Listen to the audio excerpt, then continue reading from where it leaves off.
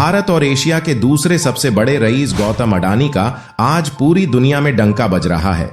आज भले ही गौतम अडानी सफलता की नई ऊंचाइयों को छू रहे हों, लेकिन उन्हें कारोबार विरासत में नहीं मिला है।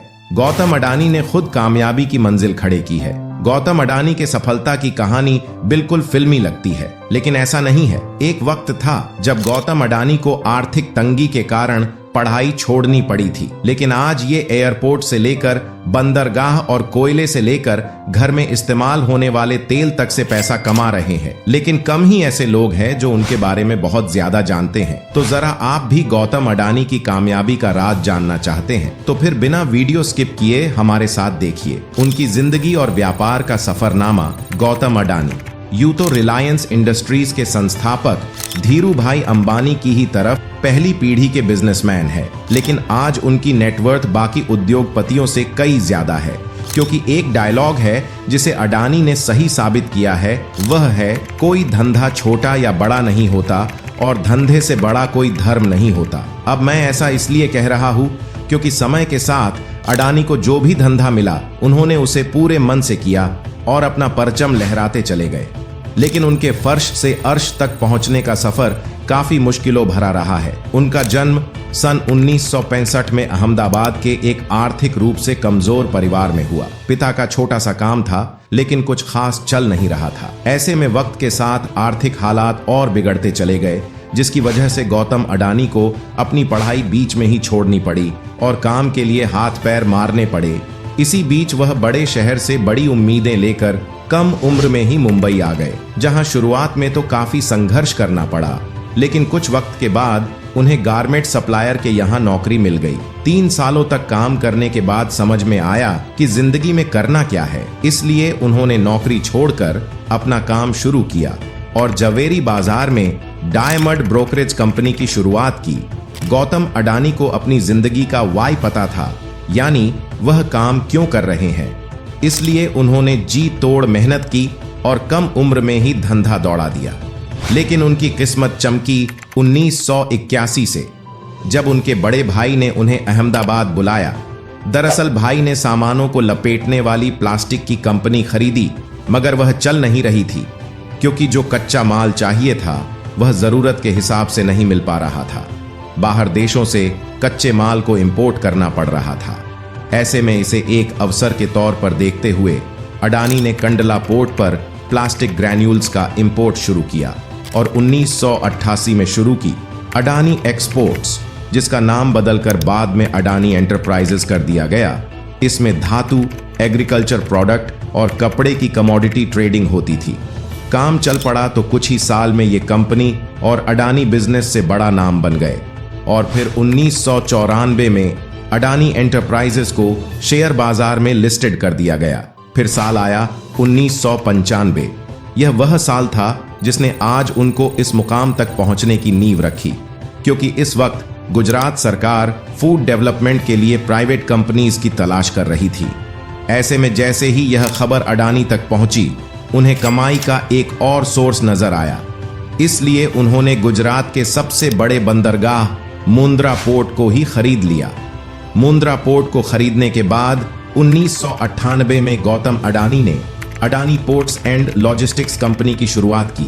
वैसे यह बंदरगाह की खासियत के बारे में बताएं तो करीब 8000 हेक्टेयर में फैला यह पोर्ट आज भारत का सबसे बड़ा प्राइवेट बंदरगाह है और पोर्ट से पूरे भारत के लगभग 1/4 माल की आवाजाही होती है।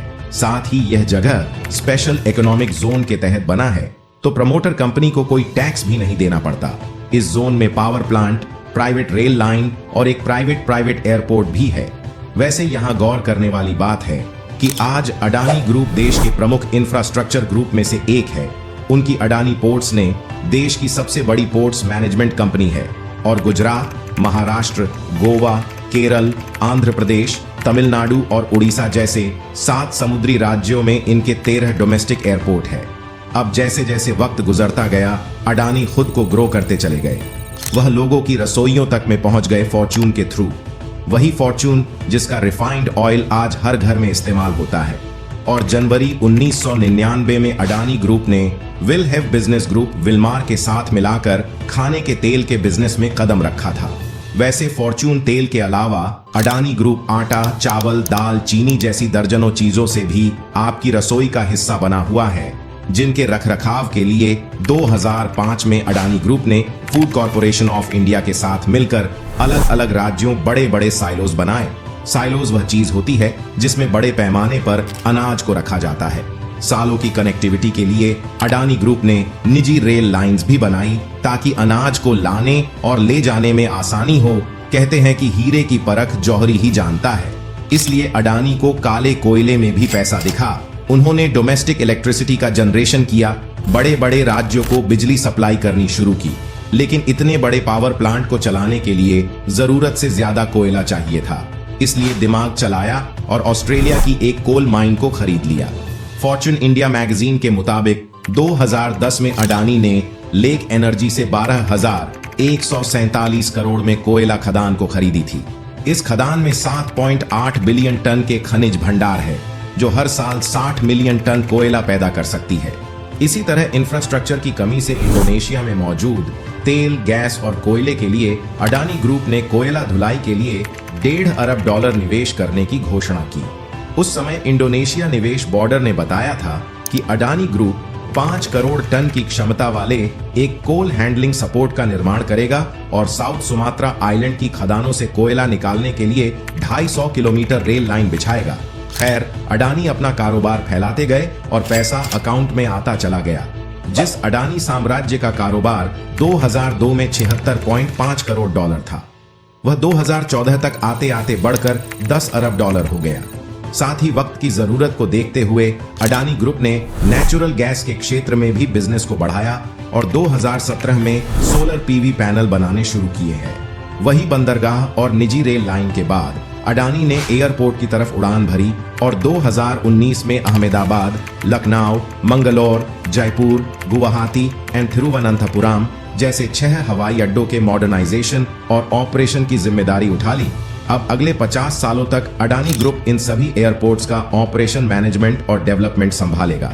वहीं मुंबई इंटरनेशनल एयरपोर्ट लिमिटेड में भी अडानी ग्रुप के पास 74% की हिस्सेदारी है। और यह किसी को बताने की जरूरत नहीं है कि भारत में मुंबई एयरपोर्ट दिल्ली के बाद देश का सबसे बड़ा एयरपोर्ट है। दोस्तों, जिस तरह सुंदर आकार देने से पहले सोने को खूब तपाया जाता है, ठीक उसी तरह गौतम अडानी को भी जीवन में कई तरह का ताप झेलना पड़ा। उनका सामना कई तरह के विवादों से हुआ, लेकिन उन्होंने सबसे पार पाया और एक अलग मुकाम हासिल किया, जिसका नतीजा है कि आज गौतम अडानी का कारोबार पूरी दुनिया में फैला हुआ है। तो चलिए, आप भी हमारे इस वीडियो को अपने यार दोस्तों तक फैलाइए और इस वीडियो को भी लाइक कर दीजिए। और अगर आपने अभी तक हमारे चैनल को सब्सक्राइब नहीं किया है तो तुरंत कर दीजिए और बेल आइकॉन को भी प्रेस कर दीजिए ताकि हमारी नोटिफिकेशंस आप तक जल्द से जल्द पहुंच पाए।